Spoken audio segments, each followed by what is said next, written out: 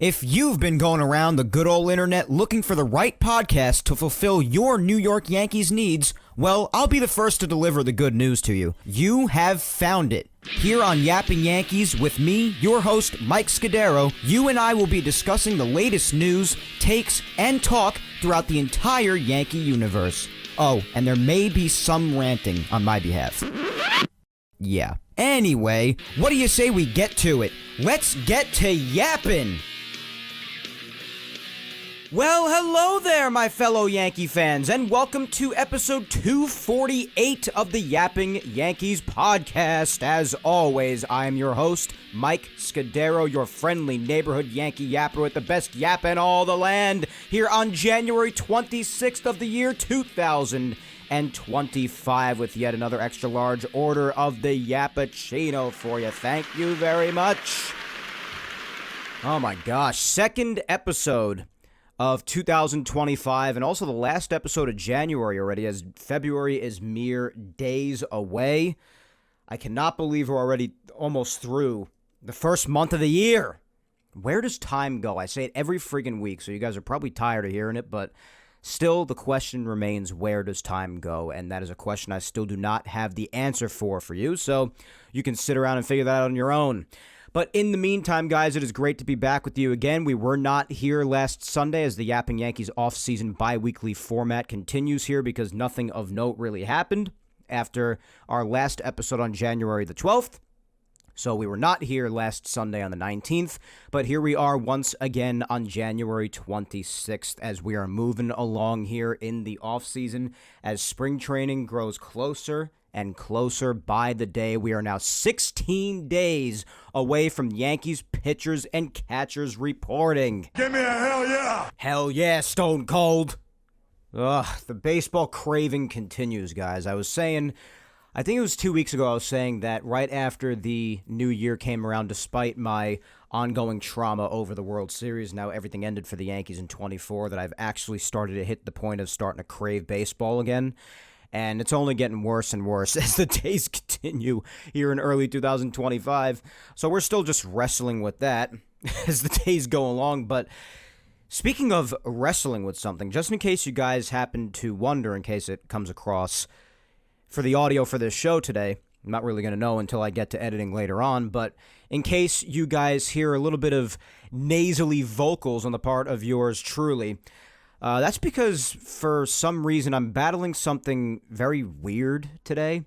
I'm not even really sure what it is or if it even is anything, to be honest, because I came down with it for the first time really like yesterday.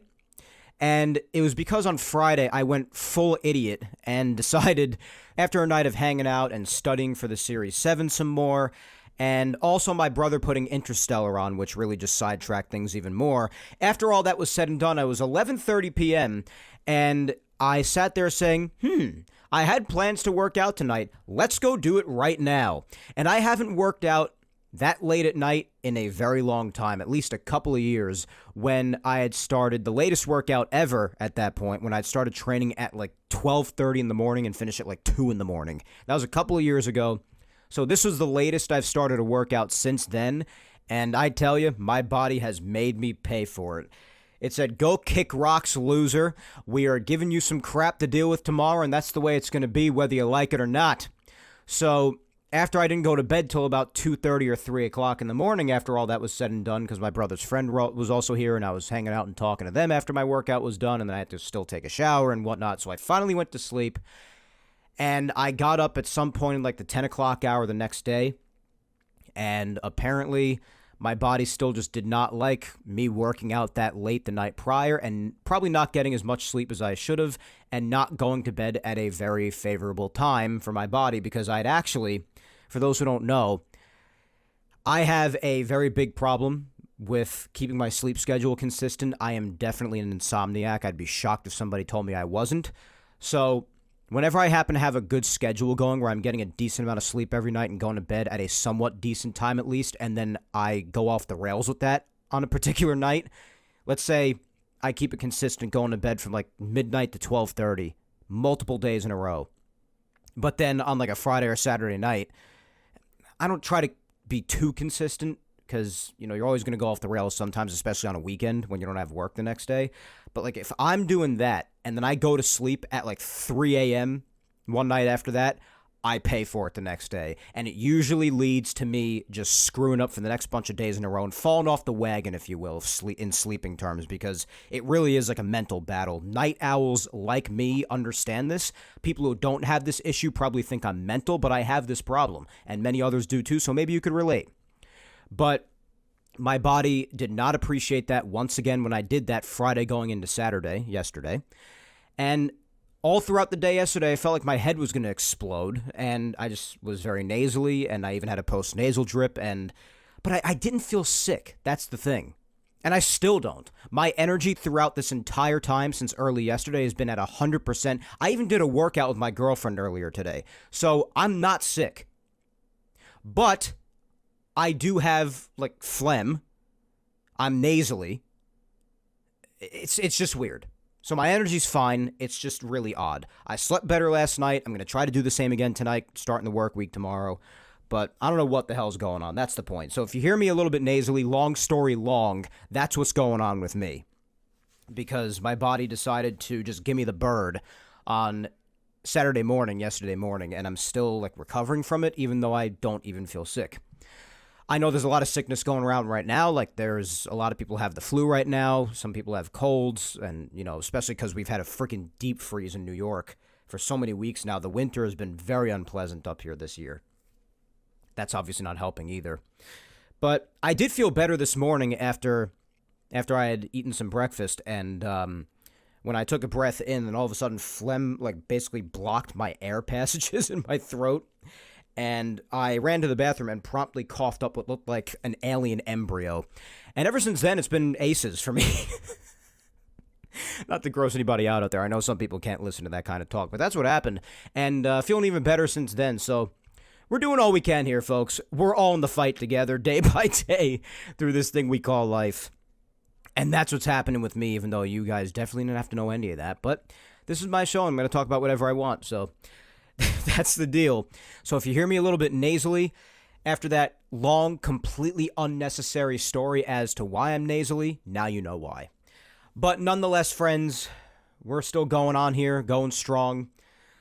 My studying for my Series 7 is still ongoing, and that's a little something I also wanted to warn you guys about going forward, too, especially while we're still here in the off-season and spring training or regular season action is not kicked off yet, so there's still plenty of time to just kind of shoot the crap here on the show.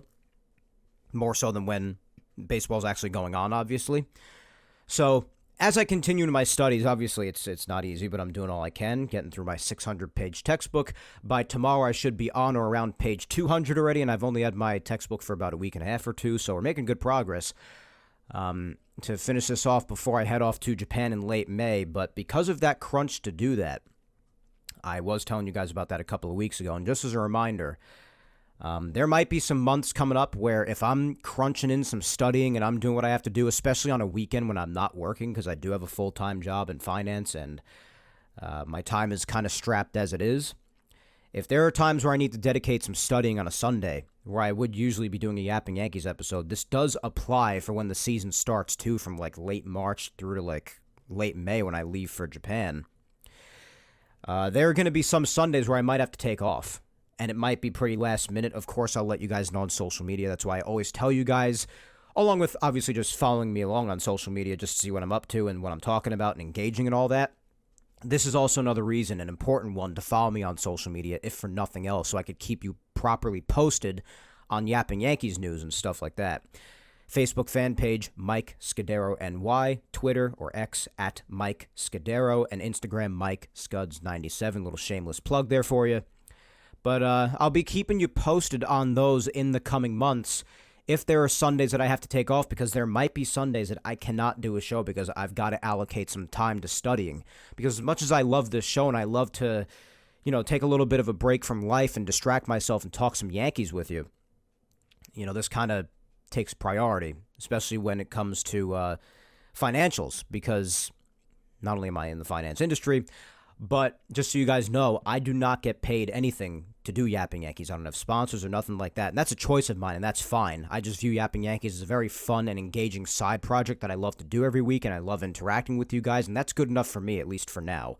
And since the very beginning, over 5 years ago, coming up on 6 years ago already, which is crazy to believe. But because of that, since this doesn't provide me like an additional income or anything like that, and studying for my Series 7 to get my financial career off the ground does, obviously I think it's pretty clear what will and should take priority. So if I need to crunch in some time on a Sunday for some additional studying and it might get in the way of Yapping Yankees, I'm going to let it, unfortunately. Both for me and you because, we all love Yapping Yankees, all of us who are here engaged with the show, but that's the way it's got to be. I'm not even saying it will definitely happen, but there are some Sundays from, let's say, late March when the regular season starts up into early April and through to late May, because mid to late May is when I plan on taking the Series 7 before Japan. In that time period, there might be some Sundays I have to take off. So just a little pre-warning for that to build off of our discussion about my test that I started 2 weeks ago and the studying I'm going to be doing, that I have been doing, all the way through to when I leave for Japan in May, just so you guys have a little bit of a heads up on that so you're not completely blindsided or surprised in the event that happens in the coming months.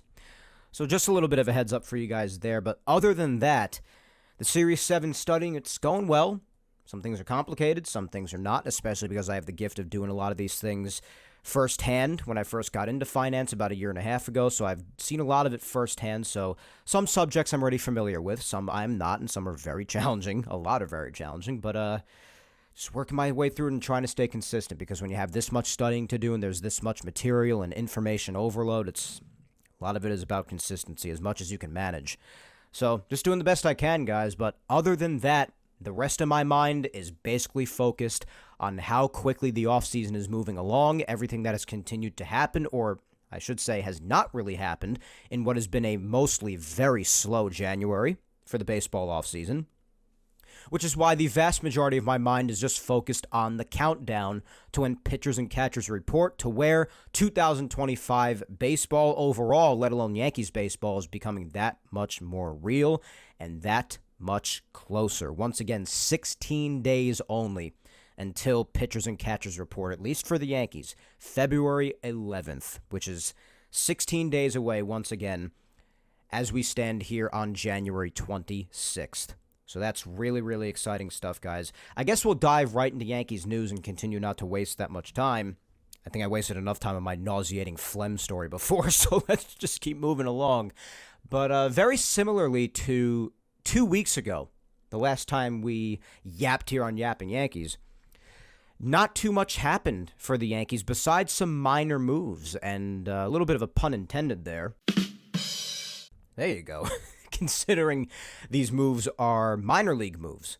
So, a bunch of minor moves to throw at you again for this week as far as news, but also some other couple of pieces of news around Major League Baseball that are a bit interesting, especially pertaining to the Yankees, because a couple of these names are names that were thrown around potentially for the Yankees to possibly look into throughout the offseason. Obviously, nothing came to fruition in one of the cases. In another one of the cases could possibly, but was unlikely in the last bunch of weeks and is even more unlikely now. I'll get to what I specifically mean in a little bit. But before we get to that, why don't we just talk about a couple more minor league moves the Yankees made in the last couple of weeks since we last spoke to each other. First and foremost, we'll jump back actually almost exactly 2 weeks ago. We'll go back to Monday the 13th, the day after we last spoke with each other.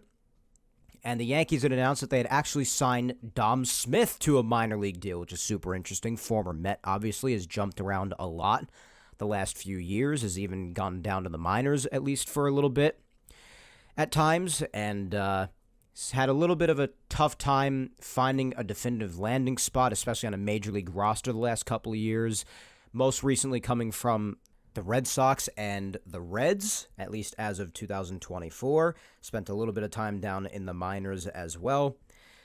But other than that, hasn't really amounted to much the last couple of years. Obviously, in 2023, he was with the Nationals after having spent 6 years with the Mets prior to that, from 2017 through to 2022. Obviously, a lot of people like to call him the short season merchant because the best year of his career was undoubtedly 2020 when there were only 60 games in the season. He played 50 of them. And he did a very nice job in that little amount of time, hitting 10 home runs, batting .316, on-base percentage .377, slugging .616, OPS of .993 because of that. By far his best offensive season, maybe other than 2019, which came kind of close to that. But he only did play 89 games in that as well, out of 162.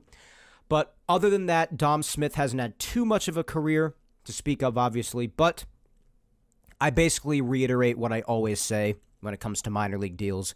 He has had some respectable moments as a player, and I don't think that a minor league deal really hurts at all.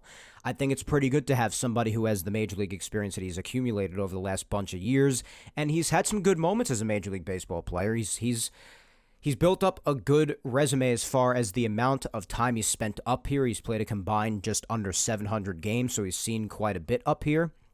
He's only been in the American League for 84 games, the 84 that he spent with the Red Sox. Otherwise, he's a National League guy, so that's a bit interesting. But otherwise, I just think it's good to have a guy like this in the organization just in case you need him, because obviously, as of right now, you're going to see guys like Paul Goldschmidt and even Ben Rice at first base for the Yankees on the Major League roster before you see somebody like Dom Smith. So very much like a lot of the other minor league deals the Yankees have had a bunch of weeks ago and even now in the last couple of weeks since we last spoke, it's basically the same thing. You're not going to see a lot of or even any of these guys unless things are going horribly wrong for whatever reason on the Major League roster, whether it comes to moves being made or primarily injuries. You might see some of these names because of that, especially because of injuries.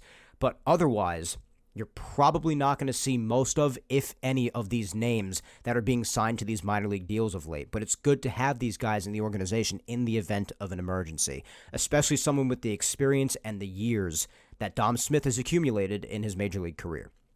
So I think it's a good minor league signing. Obviously, if it were for the major league roster and that was their first base move, then obviously a lot of other people, myself included, would rightfully be very much up in arms. But that is not the case, just a minor league deal, and he's good to have around, so I think it's a nice little pickup for the Yankees, a little minor league deal done there. Then a couple of days later, on the 15th, the Yankees acquired minor league right-handed pitcher Michael Arias from the Cubs in exchange for cash considerations. Arias is 23, just for some information on him for those who don't know who he is. He is age 23. Nothing crazier, but again, as far as another minor league acquisition, could be another nice little piece to have down in the organization. He combined to go 6-2 with 5 saves and a .477 ERA in 60 1/3 innings pitched. And all of that was in 49 relief appearances combined with AA Tennessee and AAA Iowa. So he does have some AAA experience, 33 games worth with AAA Iowa in 2024. And his 49 appearances were actually tied for the most amongst Cub farmhands last year. So that's some information on Arias. Nothing crazy, .477 ERA down there, but could be a nice little piece in the event that the Yankees need some emergency arms. Again, in the event that something goes wrong in the Major League roster, minor league deals never really hurt. You'll never see me have a huge problem with one because they are minor league deals. And as far as you're just stocking up on some hands to have down there, it's not the end of the world for me. I don't really mind it at all. Then, as far as wrapping up some acquisition news, there is some other news to get to after this, but strictly as far as acquisitions for the Yankees, a couple of days ago, they also had some claims off of waivers. They got right-handed pitcher Alan Winans off waivers from the Atlanta Braves, and he's actually coming off a 114 2/3 innings campaign with AAA Gwinnett, and he had a .330 ERA with 100 strikeouts. That's not bad at all. And the year before that, he actually had a .285 ERA in 126 1/3 innings pitched at that same level in AAA. So that's pretty good. That sounds like a good arm to me. And definitely good considering he was a waivers pickup. I mean, those are some pretty good numbers for someone who's claimed off waivers. So listen, pick up any of those arms that you can and stock up down in the minors in case you need them. So that's pretty good. Winans is now a Yankee, or in the Yankees organization, I should say. And that's some pretty good experience down there as well. I mean, 126 1/3 innings pitched back in 2023, and then 114 2/3 in 24. Not a bad deal there. And the Yankees also claimed Roansy Contreras off waivers from the Orioles, so he returns to the organization. Contreras was here prior. Interesting there. Some people may not remember, but he used to be in the Yankees organization. It was years ago, though, so I don't really expect too many people to remember that all that well. It was from 2017 through to 2019, and he was mostly at the single-A level and fooled around there, but then from 2021 to now, he has had some major league appearances as well, but he's more so a minor league right-handed reliever. But yeah, he stayed with the Yankees from 2017 to 2019 in their minor league system, and he put up some good numbers in the minors those years. I mean, in 2018, combined at different single-A levels, at different A-ball levels, he put up a 2.70 ERA. 2017 wasn't so kind to him. It was combined 6.20. And then in 2019, it was 3.74, so not too bad. 2020, he didn't pitch. And then 2021, that's when he went over to Pittsburgh into their organization between their AA and AAA levels, Indianapolis and Altoona. But then he spent some time bouncing between AAA and the major leagues for them until 2024, pretty much, when he also went over to LA. He started out 2024 with the Pirates once again. He was in the majors with them.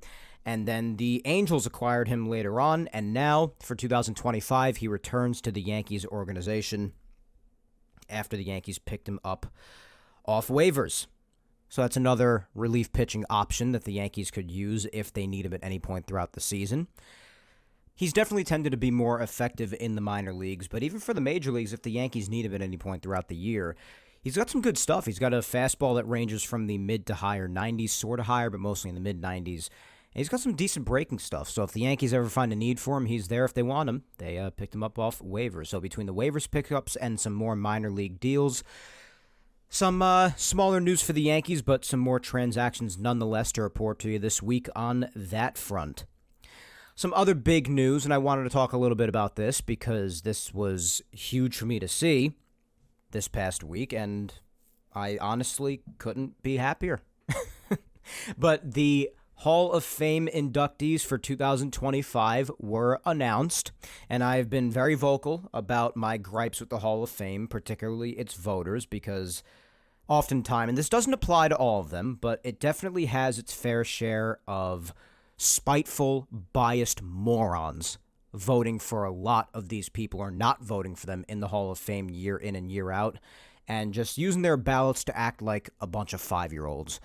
And that makes the Hall of Fame tough to respect at times. One can definitely argue there are some names in there that don't deserve to be there, and there are some names that are not in there that do deserve to be there. So that makes it tough to fully respect the Hall of Fame a lot of the time. I have gone into this a million times here on this show, so many times that I lost count, and even on social media, I have aired all my grievances and gripes about the Hall of Fame, but nonetheless, it still catches your attention every year because it's still the Hall of Fame. It's a big deal whether you like it or not. And this year, I very much liked the picks that went in. First off was a beloved name that should be very recognizable throughout the Yankee community. A beloved ace for many years after he was acquired from the Milwaukee Brewers, none other than 2009 World Series champion ace Mr. Karsten Charles Sabathia. That's right. I could not be happier to see this. CC is so deserving of a Hall of Fame induction. So thrilled about this. World Series champion coming to the Yankees. He will be wearing a Yankees cap when he is inducted. That is my freaking boy right there. Now, as I said, I became a baseball fan and a Yankee fan in particular in 2007, late 2007. And although CC was not a Yankee at the time yet, he didn't become a Yankee until he was signed here in the 2008 offseason going into 2009. Before that, he had spent 8 years with Cleveland and then finished out the remainder of 2008 with the Brewers after he was traded to Milwaukee from Cleveland. Finished out 2008 with the Brewers, and then the Yankees signed him for what would be the remainder of his career, the last 11 years. Obviously, the Yankees would be the team he spent the most time with. But CC was really special nonetheless. And considering 2008, I watched a decent chunk of the year. I was really into Yankees baseball sort of towards the later part of it. 2009, even before the World Series, though, was the year where I really blew up as a Yankee fan, and I started to watch more games, and then obviously when I saw how good they were, that only helped in my journey.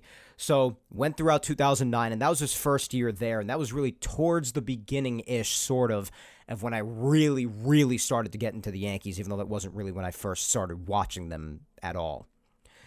But he meant a lot to me because I watched him pitch that year, the entire year, and he really kicked ass. I mean, that year he went 19-8, 3.37 ERA, and in 230 innings, 197 strikeouts. So, almost a 200 strikeout season, and that was also the workhorse that CC was. You look at almost every year of his career, so many 200 inning seasons. 210 innings in 2002, and so many years where he finished between 195 and 200 innings, so he was still a workhorse those years, like 2005, 196 and two-thirds, 2006, 192 and two-thirds, 2007, 241 innings pitched, a bunch of 180s mixed in here, 253 in 2008, the 230 that I mentioned in 2009 from before. Even 2010, 237 and two-thirds, 237 and a third in 2011, 200 again in 2012, 211 in 2013, even when his stuff started to go down. 2014, he spent a lot of the year injured. But then a bunch of years after that, he still had 165-plus innings pitched in a lot of those years, to the point where his literal exit from the league was on an injury. He went until his body physically could not go anymore in the 2009 playoffs. And I'm sorry, a guy like that, a workhorse like this, earns my respect. In the regular season, and this is not even including the postseason, which he had plenty of starts in as well, especially in his Yankees days, he had 3,577 and a third innings pitched in his career throughout the regular season. That is not heard of very often. Not many guys are that much of a workhorse.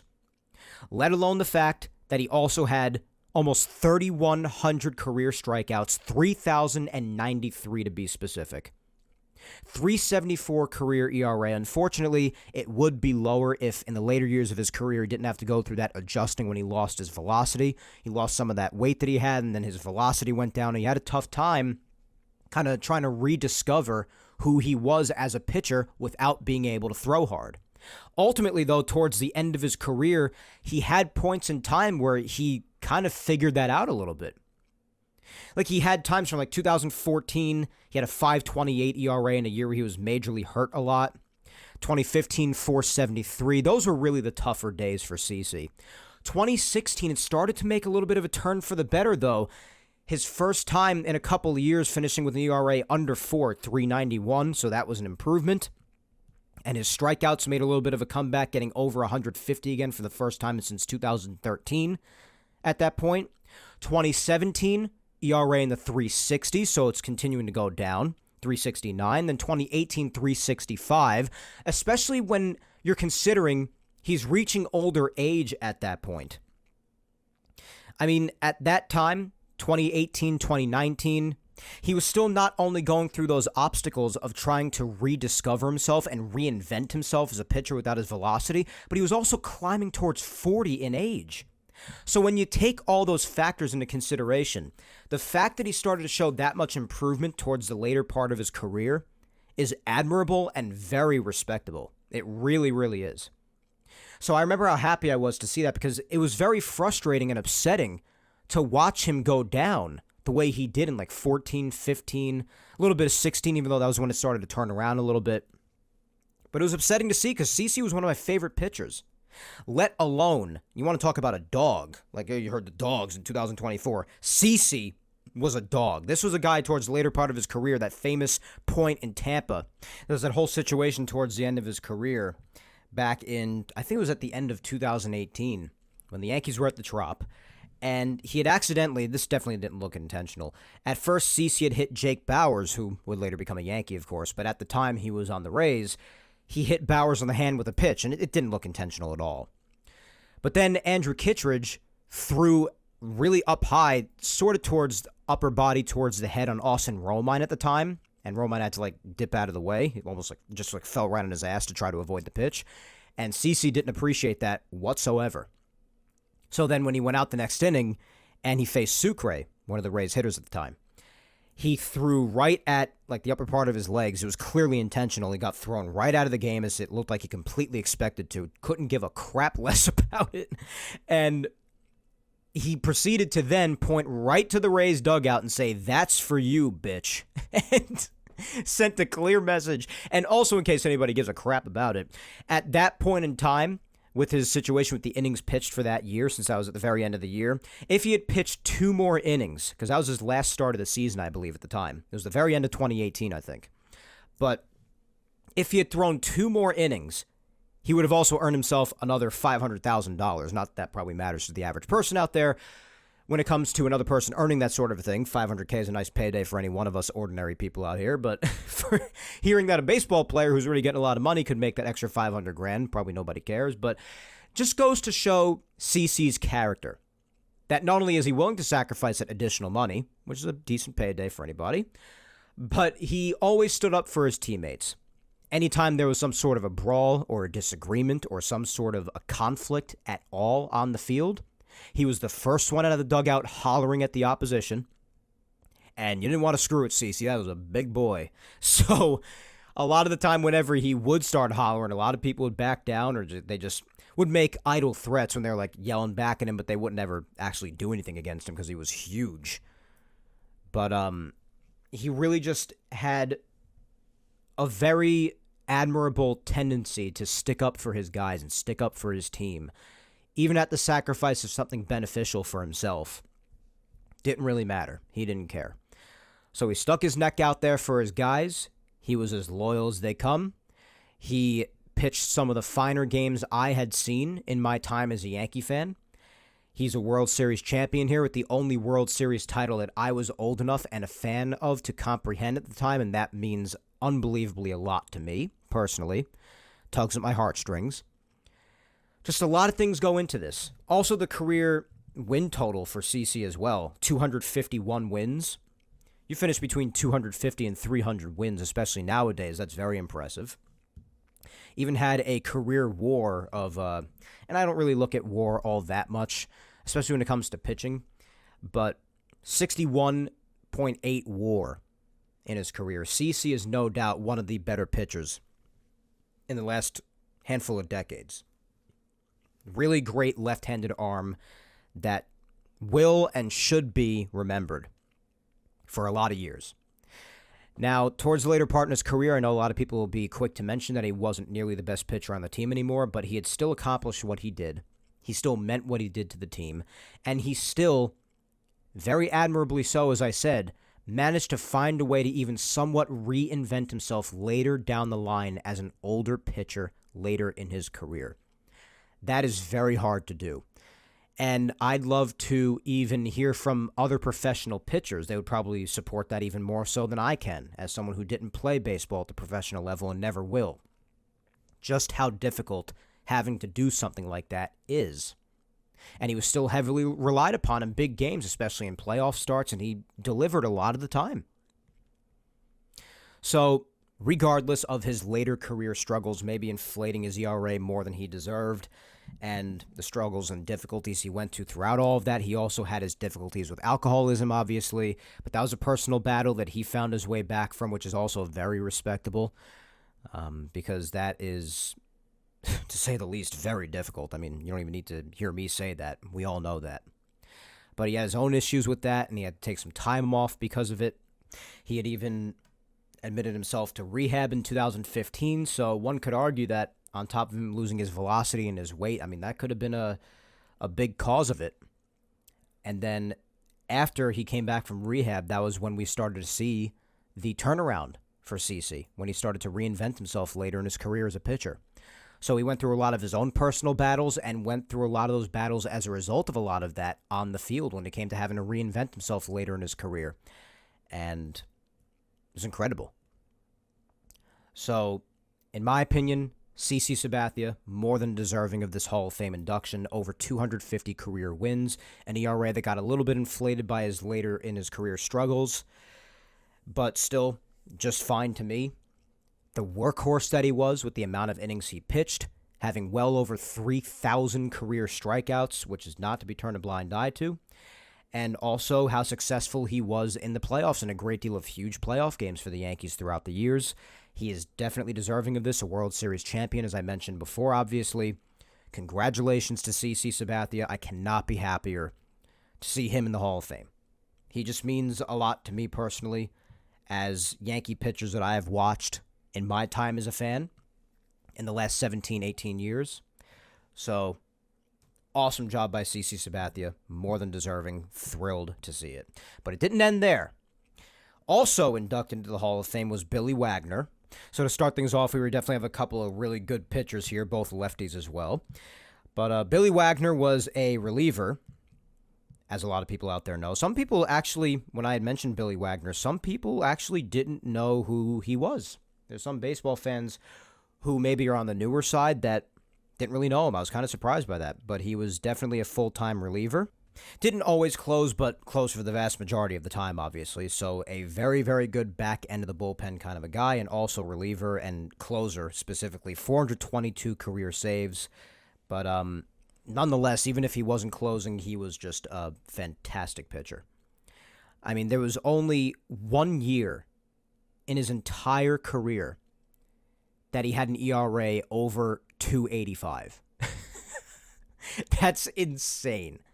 And it was a year that he didn't even pitch nearly as much as he did the most of the other years throughout his career. In the year 2000, he pitched in 28 games and had a 6.18 ERA. Almost every single other year he pitched in at least 45 games. In every other year, maybe except for like 4 or 5 in a 16-year career. And the highest ERA he had otherwise in any other season was 2.85 in 1997. That's a great pitcher. I mean, you're talking about here in 1996, 2.44 ERA, 2.85 in 97, 2.70 in 98, 1.57 in 99. You skip over 2000, said that already. 2001, 2.73, 2002, 2.52, 2003, 1.78, with finishing 67 games. 44 saves that year. Those are the most saves he had recorded in a season in 86 innings. 2004, 242. 2005, 151. 04 and 05, he was with the Phillies. All the years prior to that, going back to when he was called up in 95, he was with the Astros. Then 2006, he went over to the Mets. So a lot of Met fans, of course, know who he is, especially if you've been following them for a while, other than just a newer fan. But 2006, 2.24 ERA. 2007, 2.63. 2008, 2.30. 2009, he split time with the Mets and Red Sox, but only a couple of appearances with the Mets that year before the Red Sox acquired him. 1.72 ERA that year. And in 2010, in 71 games towards the end of his career still, 1.43 ERA in his last season. Career 903 innings pitched, so just south of 1,000 for a reliever, and had 1,196 strikeouts in that time. So, and not to mention, because of how good his ERA was, basically every single year of his career, except for just 1 year back in the year 2000. 2.31 career ERA. 2.31. Yeah, that's a guy who's deserving of the Hall of Fame. I'm sorry. So, definitely a big congratulations is in order to Billy Wagner as well. And then our third and final inductee getting away from pitchers was none other than Japanese legend and icon, Ichiro Suzuki. Now, this one definitely also tugged on the old heartstrings because obviously Ichiro was not a Yankee for most of his career, but he was a Yankee for a little bit. But even just outside of his on-the-field skills, which are second to none, obviously, or were second to none. I mean, even though he is still dabbling in baseball, even as he is in his 50s back in Japan as we speak. But just how he always handled himself, even off the field. Just how he was, obviously, as a guy, as a person, as a man. and seeing how he carried himself and how respectful and loving he always came off as, you just can't help but love the guy, honestly. So on a personal level, nothing bad to say about Ichiro really ever. If you want to talk about on the field, well, then that's even more to talk about. Born in 1973, didn't come here until 2001. So he was 28 by the time he made it over here. But guys, he made an immediate impact, to say the very, very least. I mean, in his first season here, he had 242 hits. 69 runs driven in with 8 home runs. Wasn't really a power guy, but in that time, in 157 games, batted 350. 350. 381 on base percentage.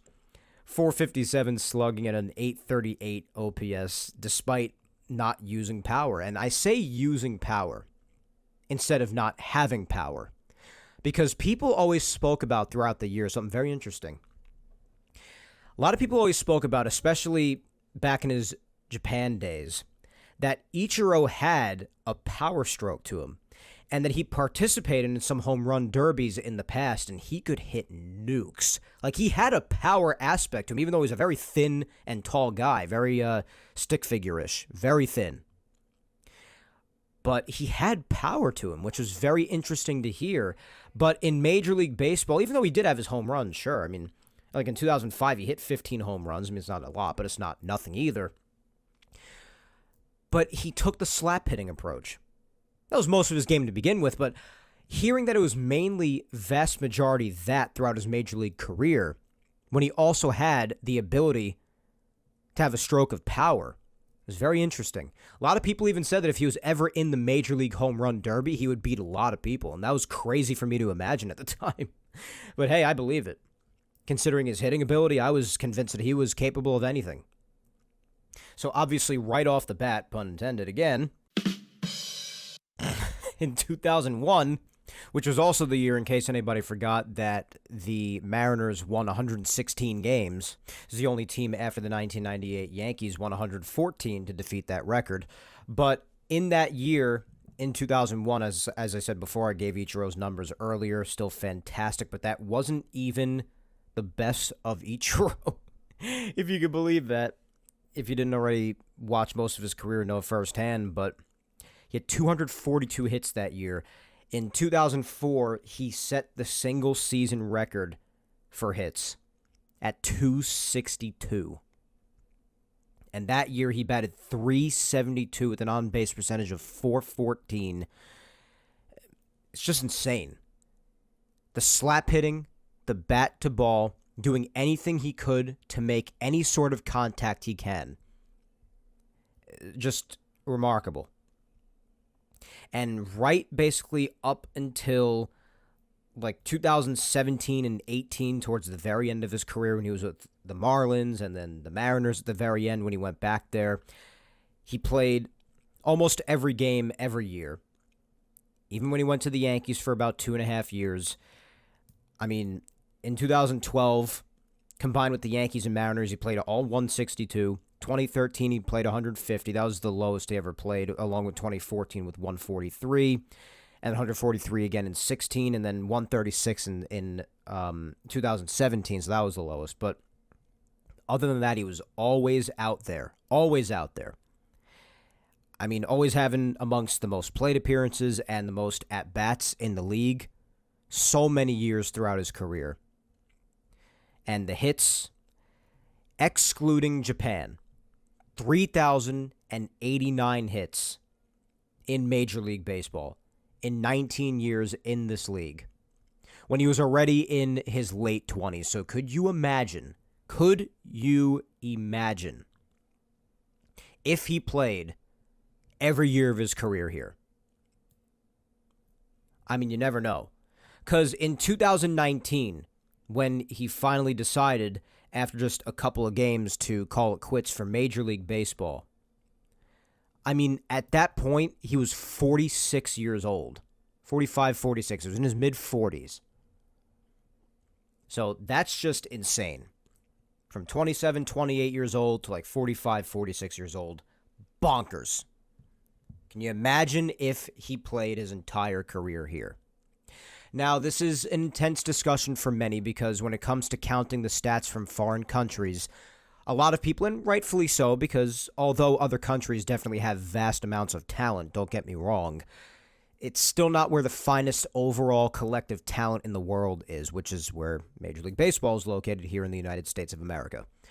So we do not count his stats from Japan. But you never know what it could have been like had he played all of his years, even from his early to mid-20s, which were also some of his better years rather than late in his career when he was in his early mid-40s in Major League Baseball. You never know how much even better he could have done, because even in the later years of his career with those factored in, he still finished with just about around 3,100 career hits in this country. But in Japan, it's tough to turn a blind eye to, even though you really can't and shouldn't really count it. But in Japan, he had 1,278 hits. Now, if you combine that all together, that's 4,367 hits. And now that obviously is better than Pete Rose, who is the all-time hits leader. That's obviously better than his 4,256. Now, I'm not saying that he's better than Pete Rose, again, because I do not count the Japanese stats, despite how impressive his overall stats are in Ichiro's case. But there is at least a slight discussion to be had there, I think it's safe to say. It's still unbelievable. And I definitely think you could still consider, especially considering the vast majority of that stupid amount of hits, 4,367, the fact that the vast majority of those were in the United States, one could say that Ichiro is easily one of, if not the best hitter in the history of the sport anywhere in the world. At least one of the best pure hitters, especially from a strictly contact standpoint. One can very well say that. So when you factor that in, along with the rest of his United States stats, I mean, career 311 average here, 355 on base percentage. You're talking about an incredible baseball player, let alone how great of a defender he even was. So you factor all this in, how beloved he was by absolutely everybody, whether it be Mariners fans, for the most part, since that's where he spent the vast majority of his career. So that's more than understandable, and that's why he went back there at the very end just to make sure he finished as a Mariner, more than understandably so. Or whether it was by the Yankee fans, where he spent, well, technically 3 seasons, but about 2.5, with only part of 2012 being the case, and then 2013 and 2014 in their entireties here. Or if it was even way later towards the end of his career with the Marlins fans, before going back to Seattle one last time at the very end. He was beloved and beyond respected anywhere he was, and he earned every ounce of it. And the fact that he's still at least somewhat involved in baseball in Japan, even so much as playing it at times, when he is 51 years of age, going on 52 in October of 2025. It's amazing. That clip that circulated last year when they were playing, I believe it was in the Tokyo Dome, and it was Matsui, who was also still dabbling in baseball a little bit, hit a home run pretty deep into the stands, and it showed Ichiro going nuts in the dugout. Two of my favorite Japanese players, or just players overall, still being involved in baseball at least a little bit, even if they are older age, in Japan. It's one of the cooler things I've seen. So, honestly, Ichiro being voted into the Hall of Fame should not even be a discussion. It should just be a foregone conclusion. And with the exception of one complete and utter loser out there, which is, again, why the Hall of Fame frustrates me, he was damn near unanimous. Which, if anybody else deserved a unanimous induction, it was him. But still, It's fine as long as they get in. It was only one person. It is what it is. Jeter was victim of the same thing. Like I said before, you got spiteful, biased imbeciles out there who just want to make themselves known and want to make it apparent that, oh, I was the outlier. But then meanwhile, a lot of the time, they don't even make their crap public. Why don't you make it public if you want to stand behind it so badly and be the tough guy that you are? But nonetheless, discussion for another day. The important thing is that he was inducted because, some of the finest players of all time, other than just Mariano Rivera, basically everybody else, there were no other unanimous inductions, really. It's just that everybody before Mariano always ever just got in, but there were no unanimous inductions. That's just a more recent discussion and controversy with the Hall of Fame. So, unanimous or not, Ichiro gets a more than deserving Hall of Fame induction alongside, again, Billy Wagner and CC Sabathia. It's a good class this year of inductees, and I couldn't be happier for any of the three of them, especially CC and Ichiro. Had my own personal connection to those guys. It was the honor of a lifetime to see Ichiro come to the Yankees and play alongside Jeter and everybody else. It was a gift. I remember how happy I was when Ichiro came to the Yankees. I was over the moon. And even if it wasn't his better offensive seasons, I couldn't care less. He still had plenty of good moments here, plenty of fun, great moments. Even if 2 out of the 2.5 years he was here, the Yankees didn't make it to the playoffs in 13 and 14, it was still an honor and a privilege to see him put on the Yankee uniform and actually play as a Yankee for a while. It's awesome. So congratulations to Hall of Fame inductees. Definitely a fully deserved round of applause.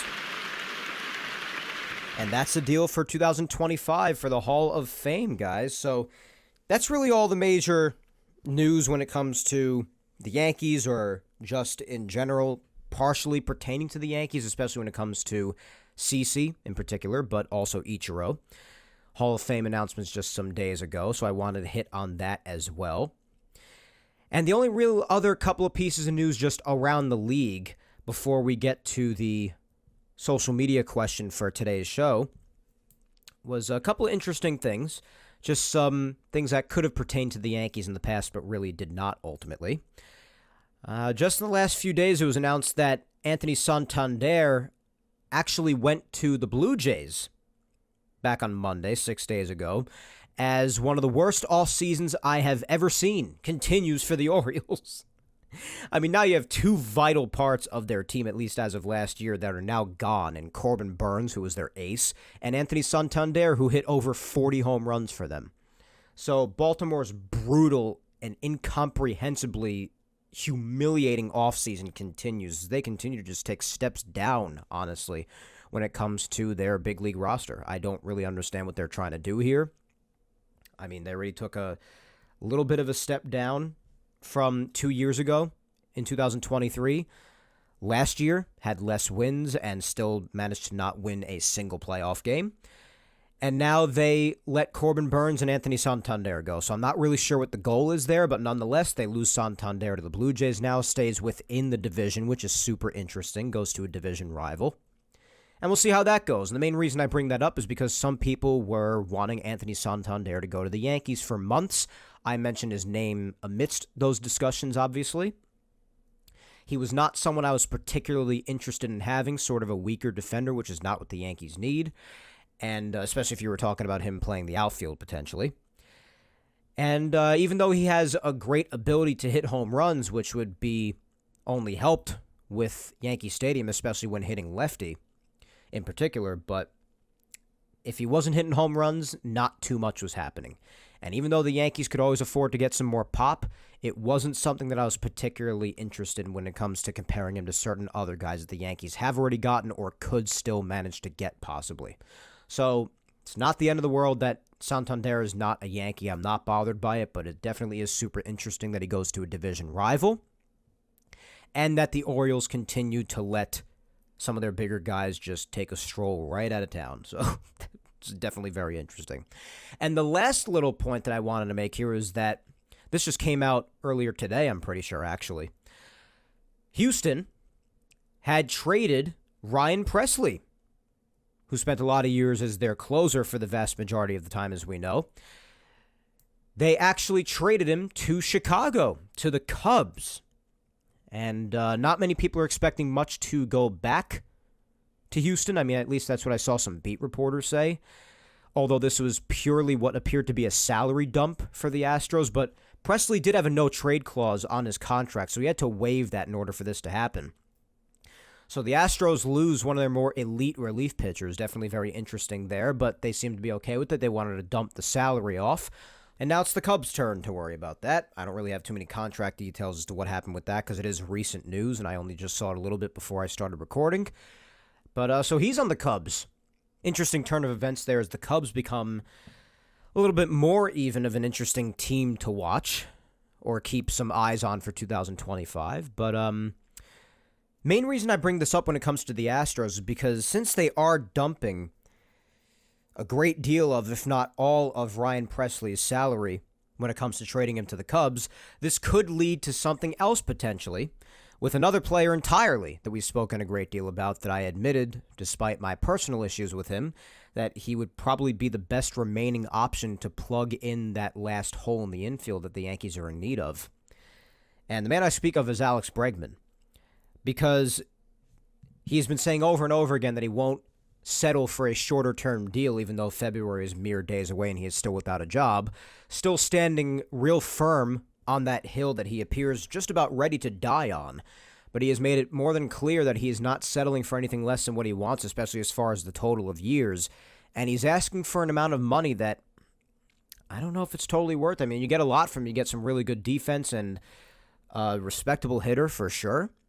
But the amount of years now that he's on the wrong side of 30, and it's kind of a risk.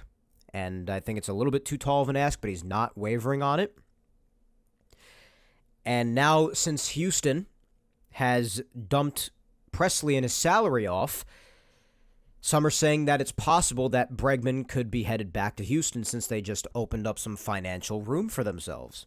So that's something to keep an eye on, and I definitely wouldn't be surprised by it because I really can't imagine Alex Bregman in another uniform other than an Astros uniform.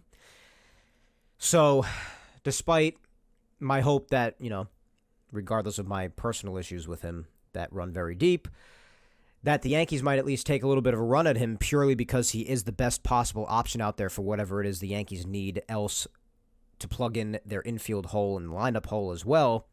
Despite that, it was hard for me to imagine him being anywhere else other than Houston, and this certainly increases the possibility that he could be headed back there now that they have some more financial room for themselves. So that's the reason I mainly bring up the Presley trade, saying that it could possibly lead to Bregman's return to Houston. But we'll obviously keep an eye on that as the weeks continue to go along and spring training gets closer and closer. Moves do continue to happen into spring training, obviously, as a lot of us know. But it is an interesting thing to keep a little bit of an eye on as the weeks continue on. But that really is all as far as major news from the last couple of weeks, guys. As I said, majorly a slower January, to be sure. But nonetheless, a lot of interesting things out to still keep an eye on as we move along through the offseason here some more. But nonetheless, let us move on to our social media segment for today before we wrap up episode 248. Another open-ended question for you as per usual. And that question for today is, with February just days away now, do you think the Yankees make any other bigger moves at this point? And if so, what? It's very similar to the question that I asked last time because honestly there's not really much else to ask these days, especially as January continues to be a slower month and spring training is so close. It's really just a matter of what else could the team possibly manage to do for themselves until the time comes where their attention may be elsewhere and getting ready for the season at hand. Like I said before, moves still do happen as spring training moves through. It gets less and less likely the closer the regular season itself approaches, but throughout spring training, plenty of stuff continues to happen, usually. But it's still an interesting thing to think about with February so close yet. What other big moves the Yankees might still have in store as February gets closer and closer? And I'm just going to be reiterating a lot of what I said last week already, if I'm being honest. I mean, the main priority right now that really seems to be in the news for the Yankees, aside from a lot of their minor league pickups and their waiver claims and whatnot, the main piece of news, number one priority that it seems to be right now, that could, speaking of what the Astros did with Presley, open up some financial room for the Yankees for themselves, they seem to be prioritizing offloading Stroman and his contract. Now, this isn't the first time I've mentioned this on the show. This was a topic of discussion a couple of weeks ago. But we've been hearing more and more about how the Yankees are apparently trying so hard to do this in the last couple of weeks. Now, they obviously haven't made any progress because it hasn't happened yet.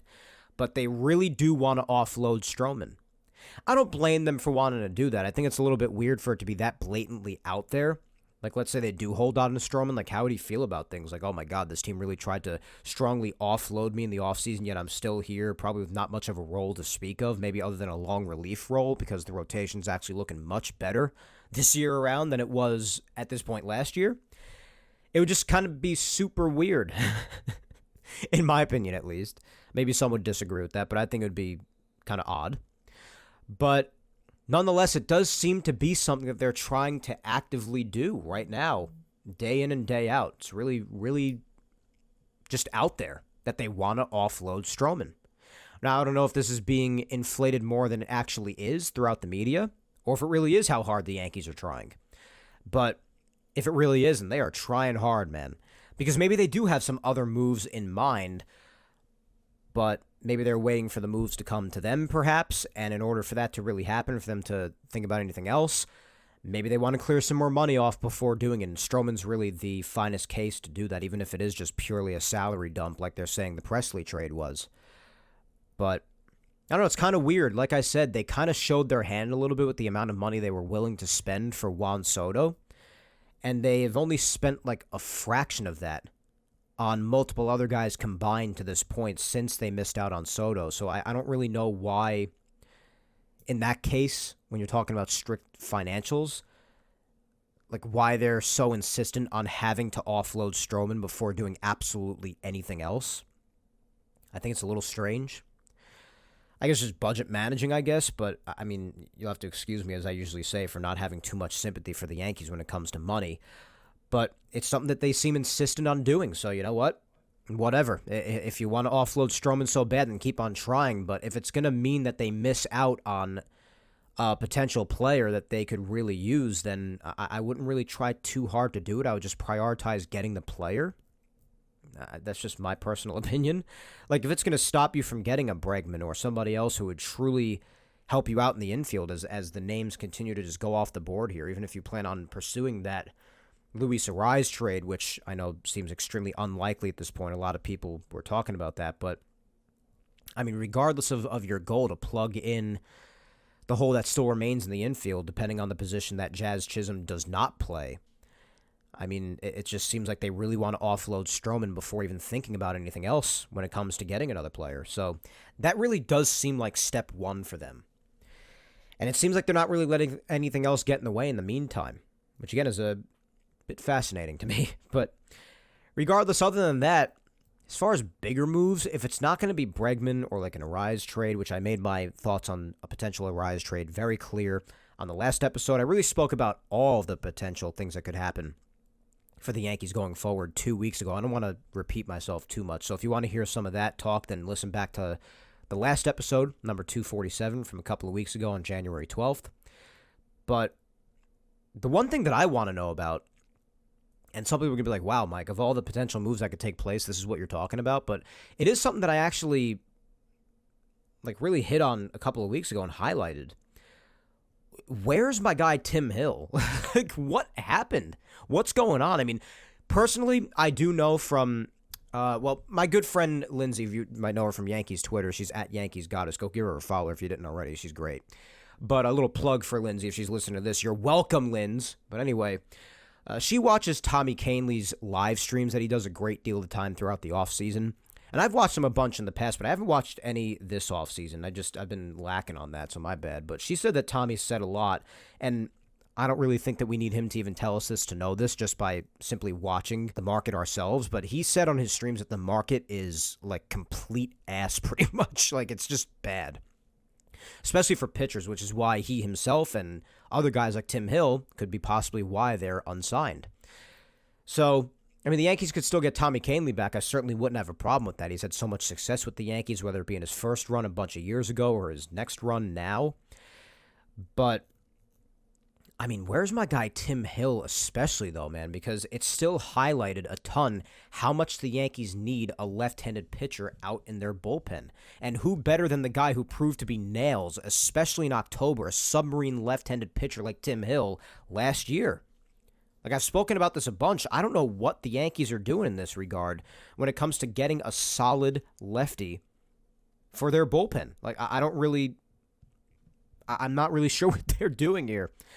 So just for sealing up the bullpen, honestly, when it comes to that specifically, if you want to talk about other areas other than just the infield, if you want to seal that up nice, if you're not going to bring back a guy like Tommy Kahnle, then bring back Tim Hill. I mean, you could bring back both. That's fine with me too. But definitely prioritize Tim Hill. I mean, you need a solid, competent lefty out there for the Yankees bullpen. And, I mean, the Yankees starting rotation has a solid amount of lefties in it. I mean, they have Max Fried, they have Carlos Rodon. So they got, give or take, about half their rotation being lefties, so that's fine. And before Nestor left, that was another lefty. Not that matters at this point. But they need a lefty for the bullpen still, bro. Like, I don't really know what the problem is. Like, get Tim Hill back, dude. He was so respectable when he was here, and he proved in the highest of moments, in, like, the highest intensity moments even, that he can be relied upon. I mean, he get a little scary against righties at times, but especially against lefties, but that submarine will throw anybody off. And being able to pitch in high-intensity moments in New York, like, that's respectable, and you just don't find that with just anybody.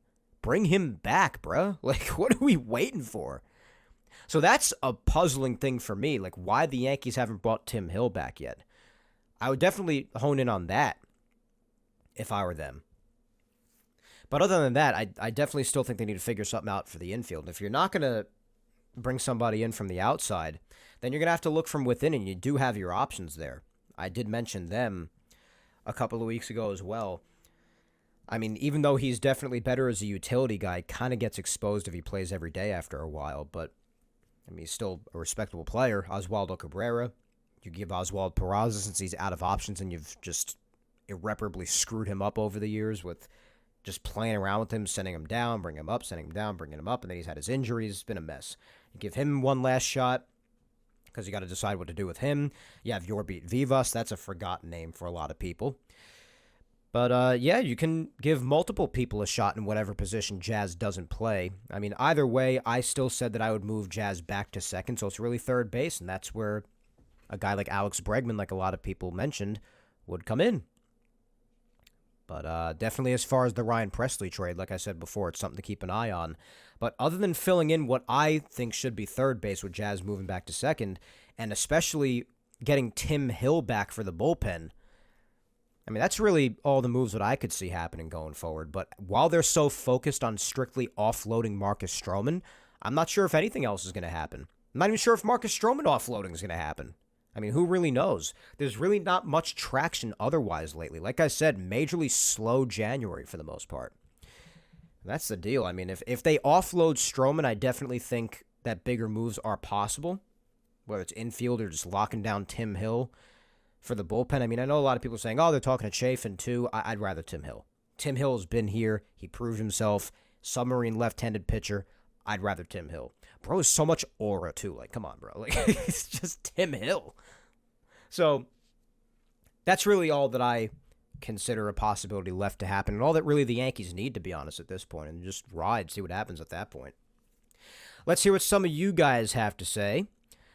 Let us start off with @FundamentalsNYY saying probably not because they're waiting for a partner for Marcus Stroman. Yeah, like I've said, that definitely seems to be priority number one these days. So, I have to agree with that. @MountainGal456 says if they move Stroman, for sure, then possibly another pitcher. Well, I definitely think the rotation is set for now. I'm not really sure anything else is necessary for the rotation. I'll just focus on the bullpen, if anything, like getting Tim Hill and or Tommy Kahnle back. Those are really the only two I'm interested in at this point to add on to what already is the Yankees bullpen. My God, if Johnny Lowe, I said this a couple of weeks ago and I'm saying it again, if Johnny Lowe can stay healthy for once in his freaking life, then they could have the biggest three in the back of the bullpen or amongst the biggest three in the entire sport. Between him, Weaver, and Devin Williams. Oh my gosh. He's got to stay healthy, Johnny Lowe. Come on, bro. But, yeah, if it's going to be another pitcher, Tina, I'd rather it be the bullpen. Otherwise, just focus on filling in, plugging up that last infield spot. Rebecca @PeaceNowForLife says, I think the Yankees will add a lefty to the bullpen. Hello, Tim Hill? Facts! That's what I'm saying! And if Stroman can be moved, then they will go after a second/third baseman. I love Bregman on a shorter deal, and the closer it gets to spring training, that might be an option. But yeah, big facts on Tim Hill, Rebecca. Oh my gosh. Get my boy back already. I'm so glad I'm not the only one that feels this way. But yeah, the closer it gets to spring training, I don't know, man. Bregman seems to be digging his feet pretty deeply into the ground on this one. He's not budging. I mean, the fact that it's lasted this long is kind of proof of that. I don't know if he just gives in when it gets even closer. I'm not sure. It might be a game of... It just might be like a staring contest between him and potential landing spots at this point to see who just blinks first. But it's not budging as of now. A lot of Boris clients aren't. Pete Alonso still isn't signed either, which is crazy. I expected him to be a Met again like a month and a half ago. Maybe even more. It's just weird. So he's digging his heels into the ground, man. He's not moving yet. But if Jazz were to go back to second and Bregman played third, I mean, you know, again, despite my deep-rooted issues with the guy on a personal level, the Yankees would actually be a really respectable team in 25, man. I've already said how I feel they've improved defensively and fundamentally with some of the players they've already gotten. But Bregman, as much as I can't stand the guy himself, strictly on the field, he would factor into that, and he would improve it more than they already have between the acquisitions they've made and some of the guys they've let go when it comes to the Yankees. So we'll see. But yeah, Tim Hill, I'm so glad somebody else mentioned that. My buddy James at Rebirth Chaos 09. James says, not sure. I think they're trying to trade Stroman to shed salary before making a move. I think once spring training starts, the Yankees will make a move. It wouldn't be a splashy move, but a move that makes sense. Yeah, like I said, it definitely could happen when spring training actually begins. It's not out of the realm of possibility. But yeah, like I said before, it really does seem like Stroman is number one right now. If they can't do that, I'm not sure anything else happens. I think they'll just stick to possibly staying internal for that last infield spot at this point and maybe just tackle it at the deadline at that point. Just see how they do looking internally for the first 2-3 months before the deadline. That could be what happens. Actually, 3 or 4 months. Usually the deadline isn't until about 3.5, 4 months in, but you get the point. Yeah, the one option that they simply cannot go with without me being tempted to rip every strand of my hair out of my head, if they even send DJ out there for one game, particularly as a starter, because I know the guy's making a lot of money, so they might feel like almost like an obligation to play him at least a few times. If he's out there for a single start, or even pinch hitting at this point, man, I don't have a problem with DJ personally, but where he is at this stage of his career is just not acceptable. I'm going to just put my head through a wall. I would much rather see Oswaldo Cabrera or Oswald Peraza or even Yorbeat Vivas out there on a regular basis rather than DJ LeMahieu. I can't watch that. I cannot watch it. Even if he's batting ninth or pinch hitting strictly, I cannot bring myself to it. But regardless, they'll probably stay internal. Yeah. At Briary_Yankee says it all depends on if they can unload Stroman and or most of his salary. That's what it seems dependent on right now. I agree, like I've said. My buddy Laura at Laura_Icemont says, I think the Yankees might make a move to get a relief pitcher. Who that is remains to be seen. Otherwise, I don't see them making any other big moves. It better be Tim Hill, my guy. It better be Tim Hill. Oh, my God. I don't know why I'm such a simp for him. I mean, like, I do. I've explained the reasons why. But, like, I want them to get him back. I really do. He made a great impression on me in 2024. What can I tell you? Spencer at Musician DMD, my good friend Spencer. Spence, I hope you're doing well, brother. We have been in touch a bit lately, and I know you're still on the mend, but nonetheless, we all think about you all the time, my man. I just want you to be reminded of that. Spencer says the Yankees have assumed a lie-and-wait position. With less free agents, the time between transactions with players will decrease. Injuries to players on other teams and other unforeseen incidents will change the calculus. The Yankees are never done. Yeah, I mean, the pickups can happen during the regular season too, although it is uncommon. They definitely happen during spring training. They could always reassess at the trade deadline. So in that sense, I definitely do think that the Yankees are never done. At times they admittedly are. Every organization is done at one point or another, depending on their situations. But Yeah, right now they've definitely taken a more quiet approach to it, perhaps because they just don't think there's anybody else left out there who is worth it, out of the names who have come off the board or otherwise, or they're just really prioritizing offloading Stroman. Either way, they have definitely taken a quieter approach since the month of December, that's for sure. They've been making their minor league deals and waiver pickups. They've been making those moves for sure, but otherwise, as far as bigger moves, they've been very silent. So maybe they are in a lie-in-wait position. It's not completely out of the question for sure. At DB Yankees 1 says, doubtful. Apparently they won't add if they can't move Stroman's contract, and I doubt they can. Yeah, it's questionable. I'm not sure they can either. I mean, the thing about Stroman, he's a weird pitcher. I mean, maybe there would be a team who could be willing to pick it up because despite the vesting option for after 2025, 2025 is the last official guaranteed year on this contract. It was a 2-year deal with a vesting option for a third. And he already was on the team last year, obviously. So the fact that as far as a guaranteed year, there's only 1 year left, maybe they could get somebody else to pick it up.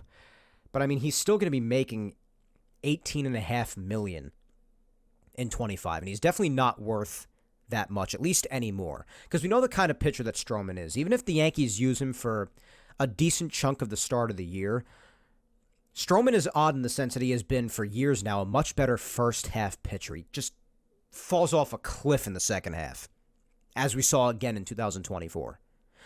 So maybe you could find some use for him in the start of a season. Maybe the Yankees could somehow talk a potential trading partner into that sort of a deal. Just trying to market him as good as they can, which I imagine they've already done. But that could be another marketing standpoint potentially. Just say, listen, at least for the first half of the year, if you want to reassess after that, for the back end of the last year, guaranteed year of this contract, then you can do whatever you want after that. But who knows? Maybe that and the fact that there's only one more guaranteed year left in the contract could be a selling point. But it would be a decent amount of money to offload. I mean, for this coming year, it's almost $20 million by one player who's definitely not worth a fraction of that money at this stage of his career. Listen, I don't have a personal problem with Stroman. I did before this for a lot of years because of how much he would shoot his mouth off at certain things, particularly against the Yankees and their fans, sometimes for no reason, just completely unprovoked. But nonetheless, as far as the attitude that he adopted when he was here, and how he seemed to really have improved just as a person in his time here, and how charitable he is even, I grew to like Stroman a lot more. And sometimes that happens with people, you know. Sometimes things change, people change, and you see those changes, you like what you see, and you change your opinion on somebody. That happens. You know, it's part of life. People grow, people change. If you're not, then you're probably not doing your job as a person. If you're not evolving. But either way, regardless of getting all philosophical, I don't have a problem with Stroman at all anymore, and I haven't for quite some time because of that.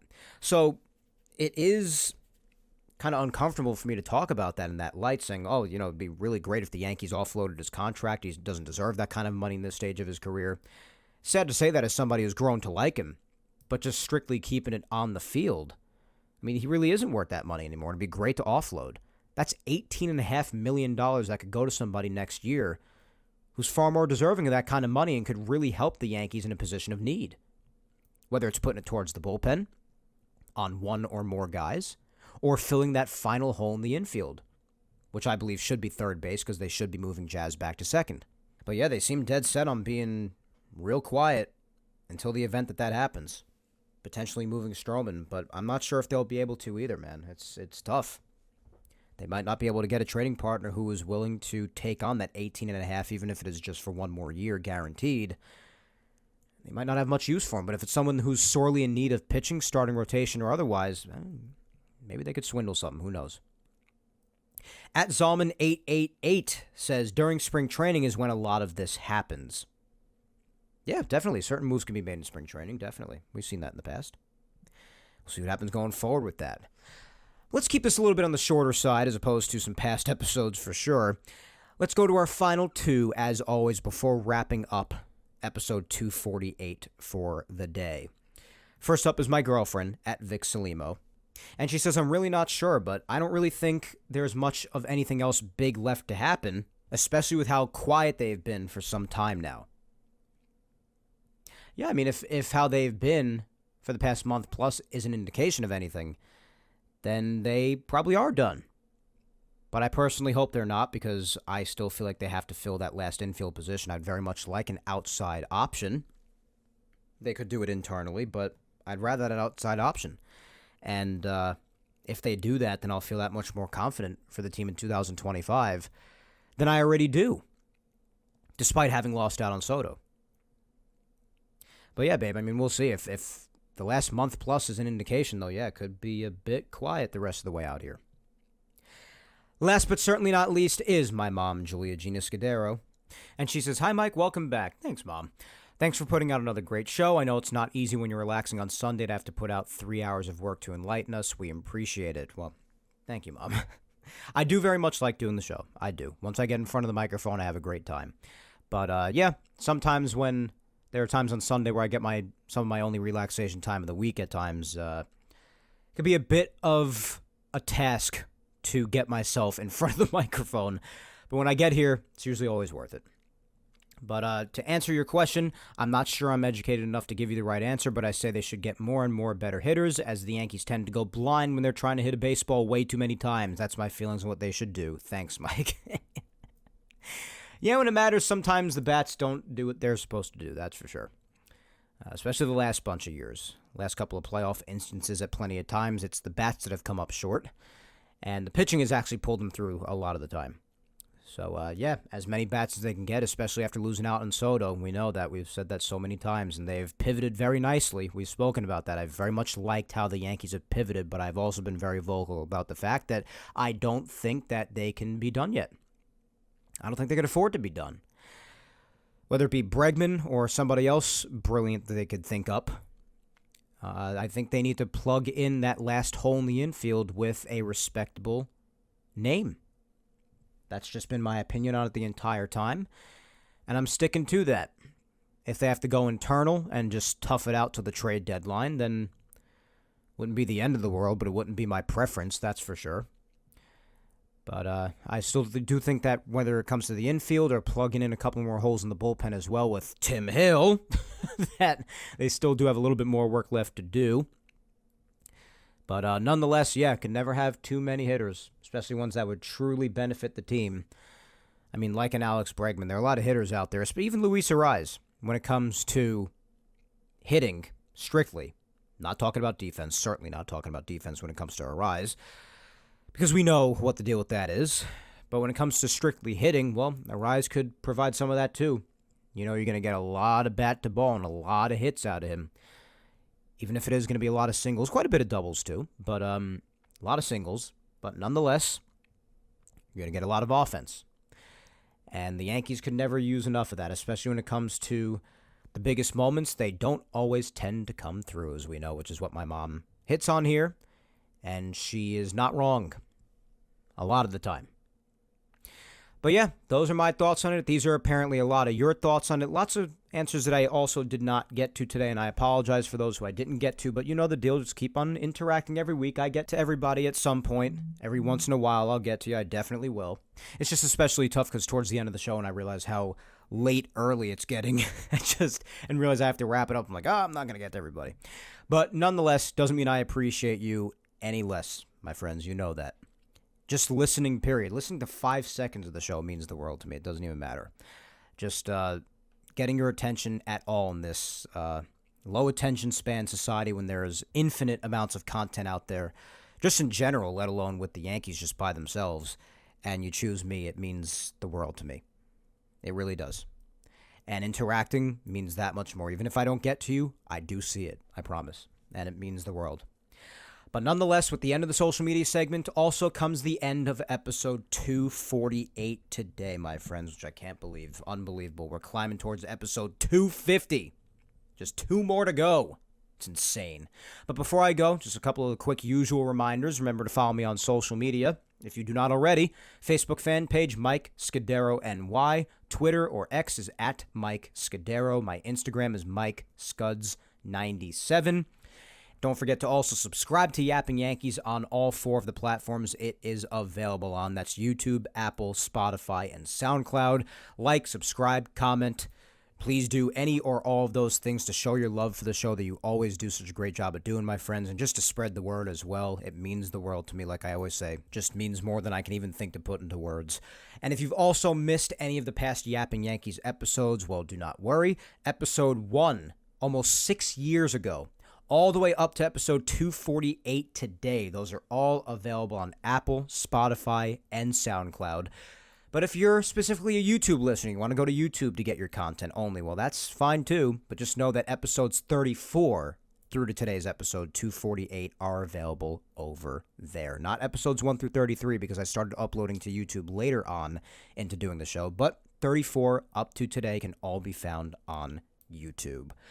But once again, I thank you 3,000 for listening to me yap today. As always, my good friends, I have been your host, Mike Scudero, and we shall yap again in 2 weeks, if nothing happens this coming week. Then we will not be back for next week, the 2nd, but we will be back for the following week on the 9th, when I come at you with episode 249 of Yapping Yankees. But who knows? If something big does happen this coming week, then we will talk again next Sunday. But that's also something I wanted to say quickly on the way out before doing my usual ending wrap here. Obviously, in 2 weeks, February 9th is the night of the Super Bowl. It will not be the first time that I have done an episode the day of the Super Bowl. I'm thinking of doing it earlier in the day and then releasing it on Monday. Most of the time when I have done it on Super Bowl Sunday, I just release it before the game, and maybe I'll do that again when it comes down to it in 2 weeks if I don't do an episode next week, because if I do an episode next week, then that's fine. I'll just take off for the 9th, and then I won't have to worry about this. But if the bi-weekly format forges on for the next couple of weeks in the event that nothing big happens this coming week, and I do this episode on the 9th, I'm not 100% sure what I'm going to do yet, but I'm pretty sure most people, even when I did release it before the actual Super Bowl game, I'm pretty sure that most people probably waited until Monday to listen to the episode anyway, so there's a good chance that I might record it on Sunday, but release the episode Monday morning, something like that. I'll let you know what I decide to do on social media, so again, that's the importance of following me, especially on Twitter where I'm most active, at Mike Scudero, if you want to stay tuned as to what I'm doing. In a couple of weeks in the event that I do have to tape on Super Bowl Sunday, but we'll see what happens with that. In any event, it's likely that's when the next episode will be. So in that case, episode 249 on February 9th, unless something big happens this coming week. Until then, though, guys, regardless of when the next one is, hang in there, be patient, please stay safe, look out for your loved ones, go ahead and kick life's ass this week, as I always remind you to do every single week, my good people. And we'll sit patiently by and see what else the Yankees do or don't do as we keep on moving along here through the later part of the offseason as we wait another 16 days until pitchers and catchers report down to Florida to kick off 2025 for baseball. Until we yap again, my friends, take care, and let's go Yanks.